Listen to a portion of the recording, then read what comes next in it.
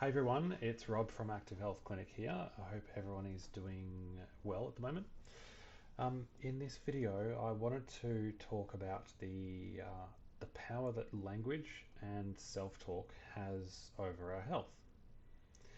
So by default, our brains typically pay more attention to the negative, critical stuff in life than the positive and more encouraging stuff in life. And I mean, this makes sense. This is an evolutionary thing. This is all about survival. So our brains are problem-solving machines. That's what they do. They think and they problem solve. So they're always, guess what, looking out for problems. Um, and that's sort of a default thing. So I suppose that's not a very helpful thing in today's society where, you know, problems and dangers are typically not life-threatening. So what we need to do in order to have a more positive mindset is actually actively drag our attention across to something that is more positive.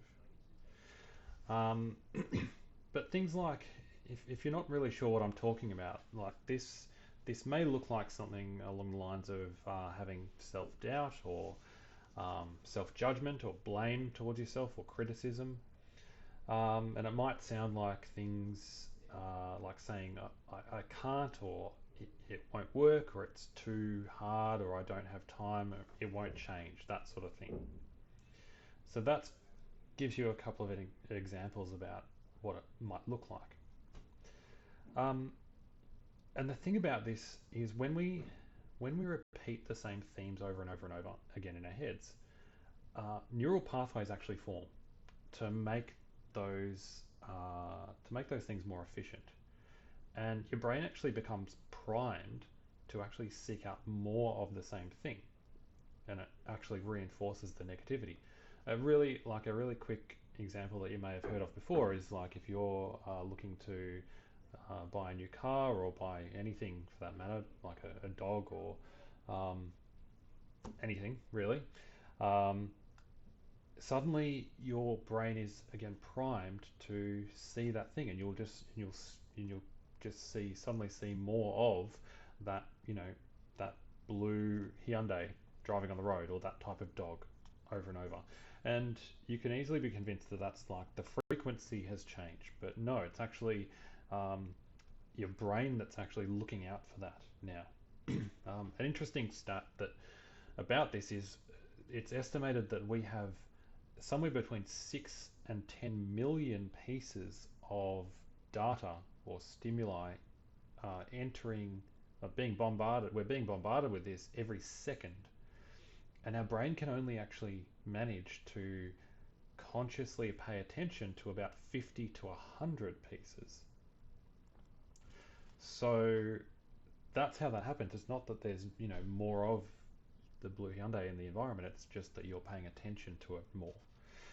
Um, And just going back to the negative thoughts, like each time that you repeat this, it's like each one is a building block or a brick, and you're building a brick wall that becomes like a self-imposed prison that that like it disempowers you, and it actually prevents you from changing.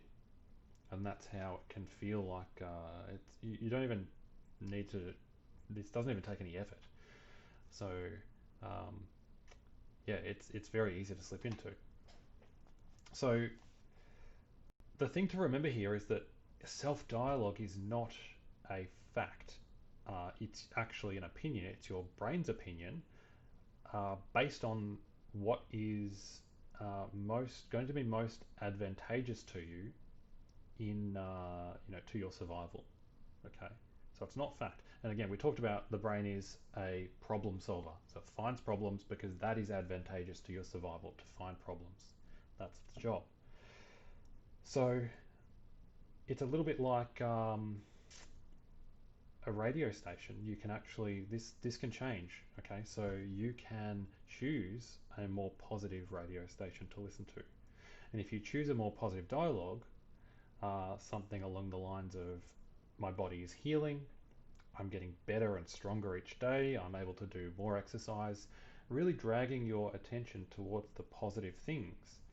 Um, the same effect is going to happen. You're going to prime your brain to seek out more opportunities and more events and yeah, things like that that will actually allow this to occur, allow it to be more likely. Now, I mean, you might remember a movie a long time ago, or even a book. Um, a lot of stuff actually called The Secret. Now, this is kind of the same concept, but we're not. This is not about. I think the premise there was that if you put it out to like the universe, some higher power will make this happen. Depends on what you believe, that's fine. But I can tell you a very real physiological change is happening inside your brain and nervous system when you practice this. We see this in elite sports. You know, there's athletes who will practice mentally rehearse kicking a goal or something like that. Or a good example is lifting weights. You can think quite purposefully and with a lot of practice, you can actually think about lifting weights and you actually get a little bit stronger. Your muscles actually get a bit bigger, just not from actually lifting weights, but just from thinking about that. So it's the same sort of stuff.